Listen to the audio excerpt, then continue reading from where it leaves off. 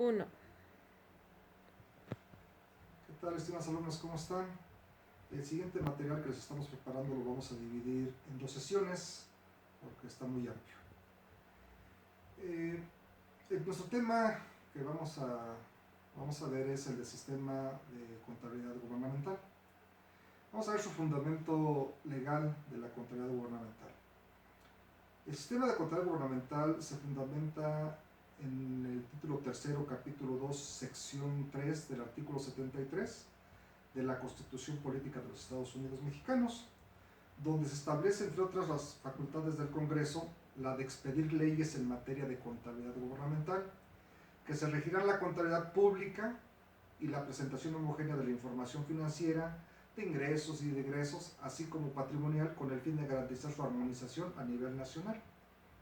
¿Qué quiere decir esto? Que lo que se está tratando de hacer mediante ley es crear una ley para que sea de observancia a nivel nacional. En el marco de la citada atribución, el Congreso de la Unión aprobó la ley de contabilidad que rige a los tres órganos de gobierno, es decir, estos tres órganos de gobierno estamos haciendo referencia al municipal, al estatal y al federal. Para llevar esto a cabo se creó el Consejo Nacional de Armonización Contable, el CONAC, como un órgano de coordinación para la armonización de la contabilidad gubernamental y lo facultó para la emisión de normas contables, lineamientos para la generación de información financiera que deben de aplicar todos los entes públicos. Bien, vamos a iniciar este tema de la contabilidad gubernamental indicando el concepto de la contabilidad gubernamental. La contabilidad gubernamental es el registro sistemático de las operaciones que realiza la administración pública. Es decir, ¿qué operaciones va a registrar la administración pública? Pues absolutamente todas las operaciones cotidianas como son el ingreso, el egreso, así como los sucesos económicos identificables y cuantificables que la afectan, con el objeto de generar información financiera, presupuestal, programática y económica. Obviamente esta va a estar expresada en unidades monetarias que permitan la evaluación y fiscalización para facilitar las tomas de decisiones del gobierno. Eso entonces se vendría siendo lo que es la contabilidad gubernamental. Ahora, ¿qué es un sistema de contabilidad gubernamental? El sistema de contabilidad gubernamental está conformado por el conjunto de registros, procedimientos, criterios e informes estructurados sobre la base de principios técnicos comunes destinados a captar, evaluar, registrar, clasificar, informar e interpretar en forma sistemática las transacciones, transformaciones y eventos identificables y cuantificables que, derivados de la actividad económica y expresados en términos monetarios, modifican la situación económica, financiera y patrimonial de los entes públicos y en particular de las finanzas públicas en general. Entonces, el sistema de contabilidad gubernamental de los entes públicos debe de registrar de manera armónica y delimitada y específica las operaciones presupuestarias y contables derivadas de la gestión pública, así como los flujos económicos. De igual forma, debe de generar periódicamente estados financieros útiles, confiables, relevantes, oportunos, comprensibles, comparables, expresados en términos monetarios. Entonces, resumiendo, el sistema de contabilidad gubernamental va a incluir todos los elementos que nos van a llevar a un producto final. Y este producto final van a ser los estados financieros. Los estados financieros, los más comunes son el estado de situación financiera, el estado de resultados integral, el estado de flujos de efectivo. Bien, ahora, estos son los productos que genera el sistema de contabilidad gubernamental. Entonces, genera estados de información contable, estados de información presupuestaria y estados de información económica. Ahora, ¿quiénes son los principales usuarios de la información generada por los entes públicos del sector paraestatal? Bien, pues los usuarios son, número uno, cada una de las entidades paraestatales, para su seguimiento de los ingresos y los gastos al interior de las áreas administrativas financieras, quienes tienen la responsabilidad de ejecutar los programas y proyectos de los entes públicos, mismos que ya se utilizan. Otro usuario de la información, las instancias fiscalizadoras, que requieren de la información financiera para llevar a cabo sus tareas. En este caso, si hablamos del nivel federal, sería la Auditoría Superior de la Federación. Si hablamos del ámbito estatal, sería el órgano superior de fiscalización. Ahora, los responsables de administrar las finanzas públicas también ellos son los principales usuarios. Los organismos de planeación y desarrollo de las políticas públicas para analizar y evaluar la efectividad de las mismas y orientar nuevas políticas. Otro usuario de la información son los órganos financieros nacionales e internacionales que contribuyen con el financiamiento de los programas o proyectos. ¿Sí? ¿Cuáles son estos órganos financieros nacionales e internacionales? Pues el Fondo Monetario Internacional, el Banco Mundial. Otro usuario de la información son las entidades especializadas en calificar la calidad crediticia de los entes públicos. Por ejemplo, Moody's, Standard & Poor's, que son los que califican el riesgo país de las entidades. Otro usuario de la información son los inversionistas externos que requieren conocer el grado de estabilidad de las finanzas públicas para tomar decisiones respecto a de futuras inversiones. Otro usuario también, ya por último, sería la sociedad civil en general. ¿Por qué la sociedad civil? Pues porque genera, o más bien demanda información sobre la gestión y situación contable, presupuestaria, económica de los entes y de los diferentes agregados institucionales del sector público.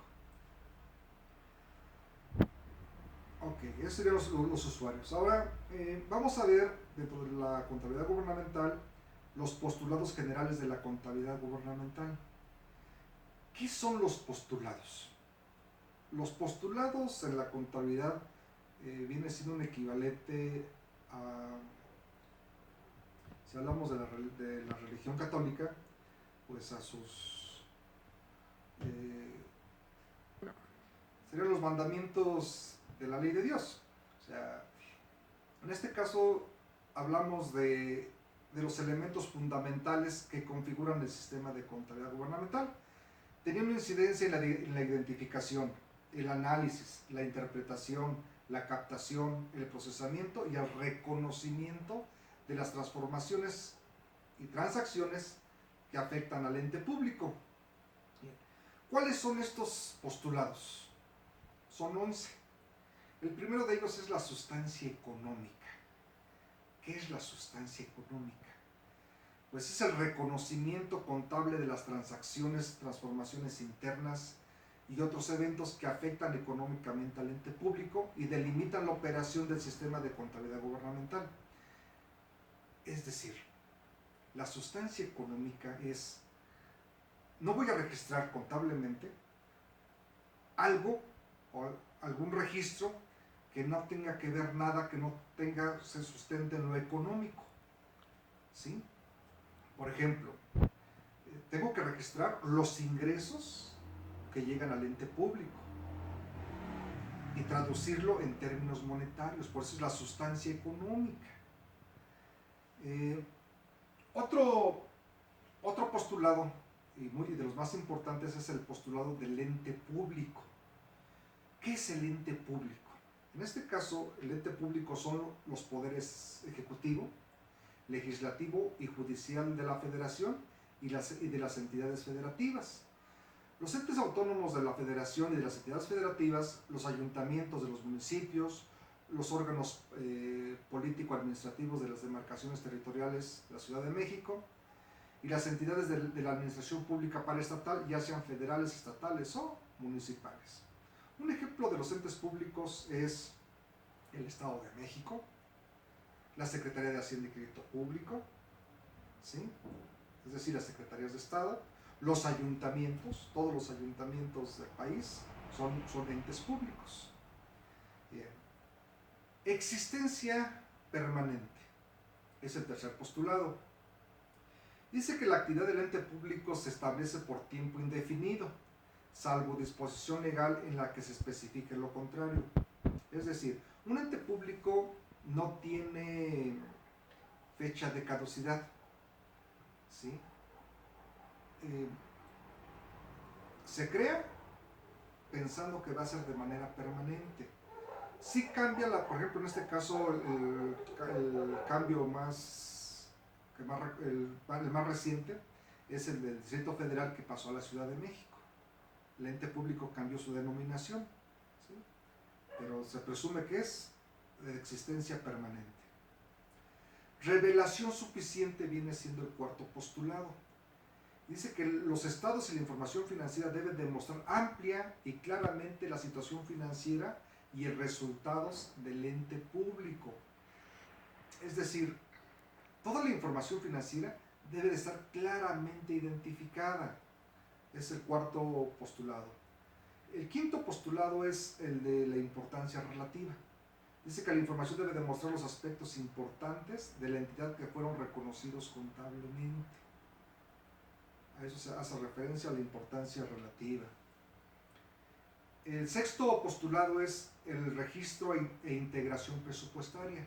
Dice que la información presupuestaria de los entes públicos se integra en la contabilidad en los mismos términos que se presenta en la Ley de Ingresos y en el decreto del presupuesto de egresos, de acuerdo a la naturaleza económica que le corresponda. Ya vimos anteriormente en clase lo que es el presupuesto de ingresos, la Ley de Ingresos de la Federación y el presupuesto de egresos. Eso se tiene que registrar presupuestariamente. El séptimo postulado hace referencia a la consolidación de la información financiera. Dice que los estados financieros de los entes públicos deberán presentar de manera consolidada la situación financiera, los resultados de operación, el flujo de efectivo o los cambios en la situación financiera y las variaciones a la hacienda pública como si se tratara de un solo ente público. ¿Qué significa consolidar? El consolidar la información es ir sumando. Por ejemplo, para llegar a los ingresos de la federación se tiene que ir sumando la de los ayuntamientos, lo de las entidades federativas y de las secretarías de Estado para consolidarlas y formar la ley de ingresos de la federación y asimismo el presupuesto de egresos de la federación. El octavo postulado es el de devengo contable. Dice que los registros contables de los entes públicos se llevarán con base acumulativa. El ingreso devengado es el momento contable que se realiza cuando existe jurídicamente el derecho de cobro de los impuestos, derechos, productos, aprovechamientos y otros ingresos por parte de los entes públicos. El gasto devengado es el momento contable que refleja el reconocimiento de una obligación de pago a favor de terceros por la recepción de conformidad de los bienes y servicios y de obra pública contratados, así como de las obligaciones que derivan de tratados, leyes, decretos y resoluciones y sentencias definitivas. Vamos a explicarlo más claramente. Es decir, el ingreso devengado va a ser el momento en que ya existe jurídicamente ese derecho de cobro. Cuando un ente público, mediante un oficio, le autoriza su presupuesto de ingreso, en ese momento ya jurídicamente existe, porque ya existe un documento de cobro.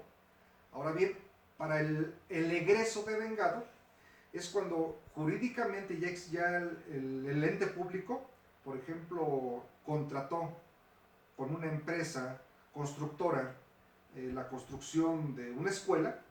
En ese momento ya se registra el egreso devengado. ¿Por qué? Aunque no se haya hecho, ya existe el documento, un contrato en el cual se va a llevar a cabo esa obra y se registra entonces en ese momento el egreso devengado. El siguiente postulado es el postulado de la evaluación. Dice que todos los eventos que afectan económicamente al ente público deben de ser cuantificados en términos monetarios y se registrarán al costo histórico o al valor económico más objetivo registrándose en moneda nacional. ¿En qué consiste esto? Si por ejemplo vamos a registrar la compra de 10 pintarrones, no vamos a colocar 10 pintarrones en el registro contable, sino que vamos a registrar el valor, factura de los 10 pintarrones. Y dice también aquí que es a costo histórico o valor económico. A costo histórico se hace referencia al valor de la factura. Eso es lo que tenemos que registrar. Entonces, el postulado de evaluación es de los más importantes, porque tenemos que registrar todo en términos monetarios. El 10º postulado hace referencia a la dualidad económica, donde dice que el ente público debe de reconocer en la contabilidad la representación de las transacciones o algún otro evento que afecte su situación financiera, su composición por los recursos asignados para el logro de sus fines y sus fuentes, conforme a los derechos y obligaciones. Esto no es otra cosa más que el cargo y el abono, el reconocimiento del derecho y el reconocimiento de la obligación. Por último, el 11º postulado es el de consistencia, que dice que ante la existencia de las operaciones similares de un ente público debe corresponder un mismo tratamiento contable, el cual debe permanecer a través del tiempo. Por lo tanto, mientras tanto no cambie la esencia económica de las operaciones. ¿Qué quiere decir esto? Que debo ser consistente en mis registros contables, en mis sistemas de evaluación de inventarios. No puedo utilizar en el mes de enero un sistema, el costo de, por ejemplo, el de promedios, y en el siguiente mes el de últimas entradas, primeras salidas. Entonces, debo de llevar una consistencia y también en los sistemas contables. Bien, hasta aquí dejamos esta primera parte de la contabilidad gubernamental para que vayan avanzando en su entregable. Gracias y seguimos en comunicación.